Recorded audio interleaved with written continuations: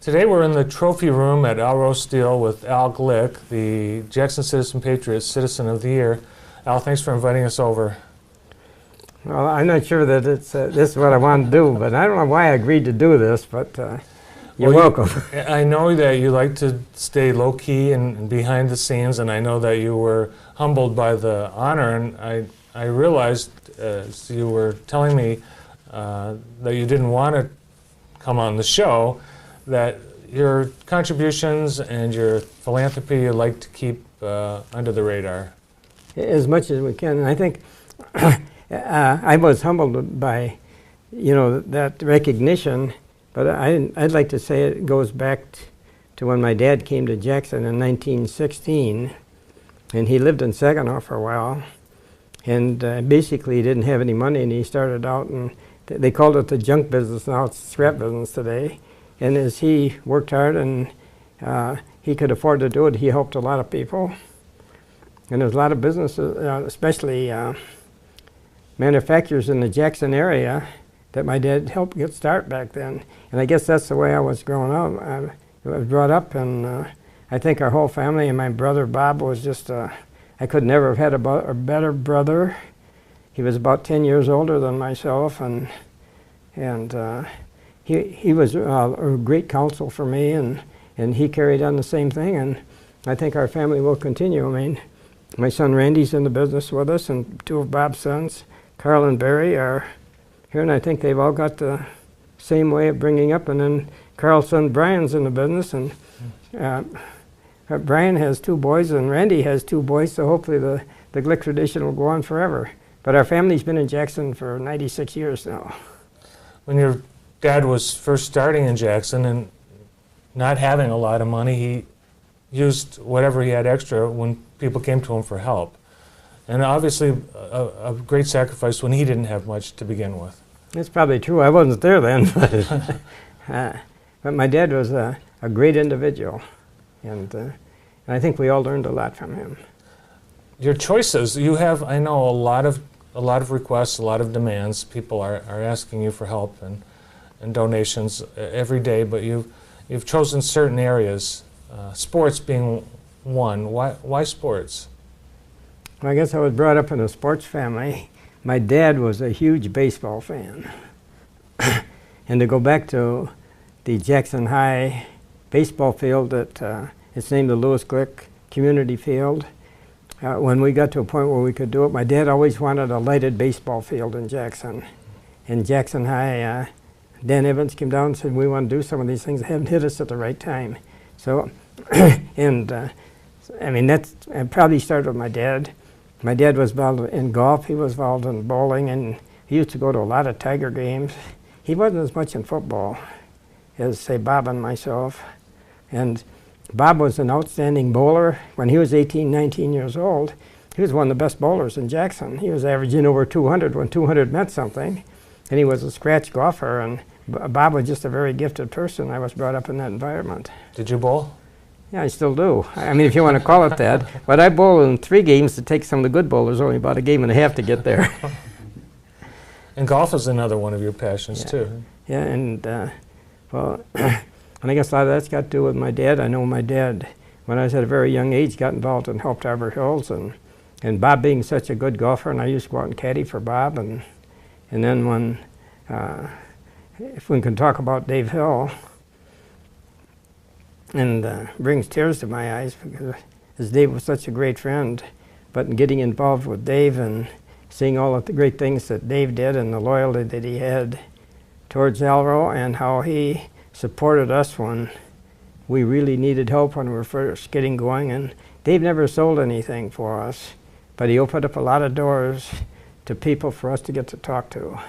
And throughout all the years that, and I'm going back in the middle of 1960, Dave played golf, took time off the tour every year, 2 to 3 weeks, and played golf with whoever we asked him to play golf with. And even as late as about a year ago, I think the last time he played a full round, it was down in Florida, and we had some business people. Dave shouldn't have come down, but he did. And he played a round of golf, and he was sick, and he had to go back the next day, and I think he was in the hospital for a while. but the loyalty that he showed for us, and it's unbelievable. If anybody has a dictionary and they open up that dictionary and see that word loyal, they ought to see Dave Hill's picture in there. Because Dave had so many opportunities, especially when, I call it golf. He won golf version of the Heisman, the Varden Trophy in 1969.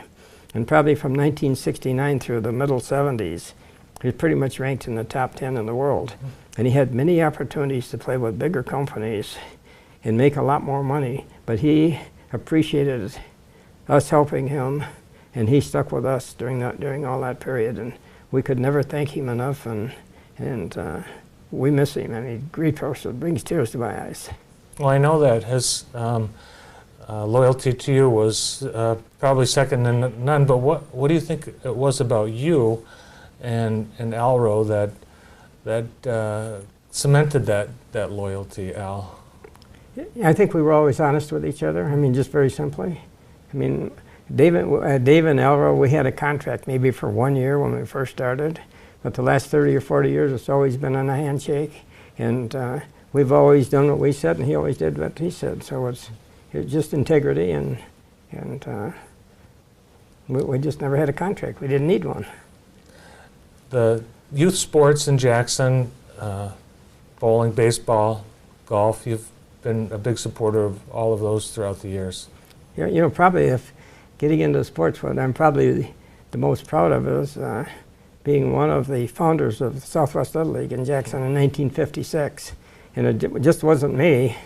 It was, there were a lot of other people, and I can't remember all their names, but, and the people in the Southwest Little League have done such a great job since that first year. We started out with 4 teams, and I think we had 2 or 3 diamonds, and now they've just done a great job. And I go out and try to support them any way I can. It's pretty close to my heart. I think that you would have enjoyed life in a press box, too. You started out perhaps as a sports writer. That was your career path? Yeah, I screwed up. I used to work for the Citizen. Well, when I was in high school in 11th and 12th grade, I was sports editor of the Jackson High School Reflector weekly newspaper. And at the same time, Citizen Pat was looking for somebody to help on weekends for the games to be called in, so I worked there, and then during summers, and then when I went to college for 2 years at Missouri, and I went to Missouri for journalism. And any time during the summers, or if I was home, Al Cotton, who was sports editor, he'd put me to work doing something. And finally one day, Carl Saunders, who was the editor of the paper, called me in. And he says, Al, they tell me you're really doing a good job in the sports section. He said, how would you like a full-time job at the Citizen Pat? And I said, boy, I would love it. And so we talked for a few minutes. He said, well, can you start next Monday and you'll cover the police beat? I had to stop and think, and I said, thank you, Mr. Saunders. I appreciate the opportunity, but I don't think I'd be very good at covering the police beat. And so I turned that down, and had he have made me assistant to Al Cotton, the sports editor, and Al did it all by himself back then, there probably wouldn't have been an Alro today. Well, I think a lot of people wonder, you know, you're in the steel business, the metals business, and but your name is synonymous with so much in the area of sports in our community, but also in the state. You went to one U of M, but the U of M that you're a supporter of is of course, University of Michigan. How did that school? Why University of Michigan? That's a good question. I've had that asked so many times lately because I didn't go to Michigan. As I mentioned earlier, my brother Bob, and I looked up to him so much, and he went to University of Michigan for 2 years, and he was about 10 years older than myself, and so I was probably 8 or 9 years old. And Bob would come home and he would tell me all about the great things at University of Michigan. And I started watching Michigan sports probably because of Bob, and then as I got older and I got more involved, I started meeting some of the people at Michigan. And to me, like in any successful, whether it's business or athletics, it takes great people, you know, to be successful. And Michigan's always had great people. And I like to think within Alro, we've got great people and great teamwork that's got Alro to its at. Now, where it's at, I always like to say, I went to, changing the subject a little bit, I went to New York a couple months ago, and Lloyd Carr got inducted into the College Sports Hall of Fame. And one of the speeches that was made was, and I can't remember the coach's name, but he was a retired coach from the Air Force. And his final comment was, "Do you see that turtle on top the fence post? Yeah. How did he get there? Well, he didn't get there by himself." So it's all teamwork, and it's whether, and I've seen that at Michigan, and I think that that's been a big contribution to the way that Alro's run, and it's just great people working together. It's all about the team, the team, the team. You've seen that. Yeah. And you can feel, you can see here the culture at Alro is very much tied in with the way the Michigan sports, particularly football program, appears to operate. Well, we've learned a lot from them, and I think we've been good for each other.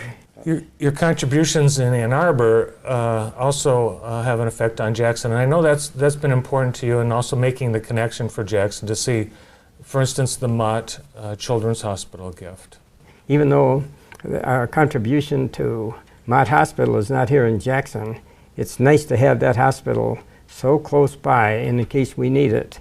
And I have had so many people, and I can't tell you how many, that have thanked me for helping out on the Mott Hospital and how the Mott Hospital has saved their children's lives. So we're very proud to be part of that. And we also were able to get Lloyd Carr's name associated with it. Your name is well known in Ann Arbor now with the practice facility and your family's name on that. And that was, I know, a proud time for you and your family when that was dedicated a couple of years ago. Well, I think our whole family was there at the dedication and the groundbreaking. And it was also kind of a sad moment because my brother Bob wasn't there. And I know Bob would have been very proud of it. But, I mean, we just got great people in our family, and you know, we just hope to continue doing what we've done. You grew up in Jackson, you've lived your whole life here, but you could live anywhere. In fact, you have facilities, your company has plants all over the country. Why did you decide that you were going to make Jackson your lifelong home, Al? Well, I was born here, I love Jackson, I want to see Jackson continue to grow, and we want to continue to support Jackson the best we can. And I don't want to move anyplace else. I'm born here and I'm going to die here. You have lasting marks that you've established here in Jackson, and are there some things that you'd like for our future? Well, when you say I have lasting marks, those lasting marks started with my dad and what he did, and even many years ago, you know, they named the highway after him, and the one thing in the community that I'd like to see happen in the community, and this is very political, I'd like to see one metropolitan government for the whole area, but let's not get into that. Mm-hmm. And I think that's what it's going to take. But and that goes back to what I've learned from football. It's all about people working together and teamwork. I don't think it'll ever happen, but that's the one thing I'd like to see for this community, and have everybody working together. You could retire, but you're still active. You're here every day. You run the company. Well, we run as a team. We're teamwork, and we work together, and I'm very much involved. But we got a lot of great people that contribute, and you know. And I'd like to mention a couple of names, like Mark Hallier is our president, does a great job, and Dave Schmidt, and Executive Vice President Steve Layton, our Chief Financial Officer. And unlike a mini family, our family, my nephew Barry's in charge of our Florida locations, and Carl's in charge of getting into taking care of real estate, and he handles more of the foundations. And my son Randy is outstanding when it comes to equipment and layouts. And Carl's son Brian has really learned the business. And I guess the bottom line of what I guess I'd like to say is our family all works together, and our team all works together, and our family has earned and deserved every position they have. They haven't just been given it, and they're very good at what they do. Well, our community, I know, is very grateful to you for your years and contributions, and congratulations on being chosen the Citizen Patriot Citizen of the Year. Thank you, and I'm very humbled to have received it, and I'm just happy to be in Jackson. It's a great place.